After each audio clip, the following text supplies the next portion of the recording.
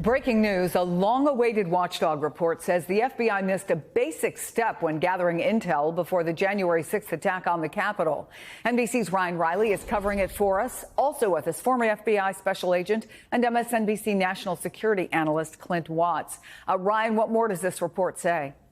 Essentially that the FBI failed to canvass all of their field offices for intel ahead of the January 6th attack on the Capitol. And remember, this is in the middle of COVID, so we sort of got to set the standard for what sort of world everyone was living in. A lot of folks were, and it's a challenge for the FBI, where some of them were attempting to work from home. That's something that is very difficult for the FBI to deal with. This was at the end of a really bad year for everyone, including FBI agents, and that key period is during, a vacation time when a lot of folks are off for the holidays, and there was also an attack happening simultaneously. So a lot of reasons that the FBI might have struggled with this from the get-go, in addition to their technology. But what you see in this report is just a lot of bureaucracy, a lot of sort of hang-ups, and a lot of issues with just doing that basic step. And the basic step language there is actually from the deputy director of the FBI, who said that that was a basic step that should have been taken, and that he would have expected to have been taken in the lead up to the January 6th attack on the Capitol, Chris.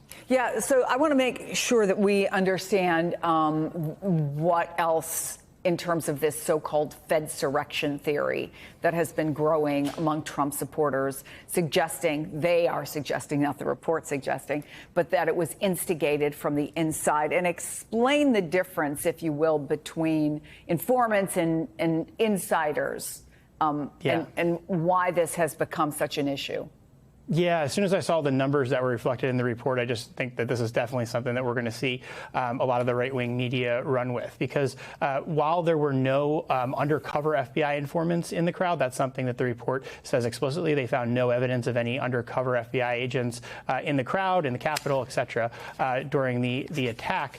What there were about 26 individuals in D.C. who were confidential human sources for the FBI. Now, that sounds like a big number off the bat, but let's shrink that down, because what you're actually talking about here is a much smaller cohort of individuals who are actually there because the FBI asked them to go to D.C. because they were following a domestic terrorism suspect. That's in the single digits. I believe 3 were actually in that category.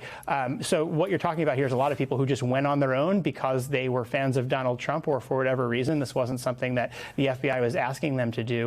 But that number is certainly going to raise a lot of concerns, I think, on the right, and that's something that we've seen some Republicans in Congress really zero in on, this notion that this was all driven by these confidential human sources. And to be clear, what they say is that there's zero evidence whatsoever that any of these individuals, who even those who did enter the Capitol, were being instructed to do anything by the FBI. That was just something that they did on their own.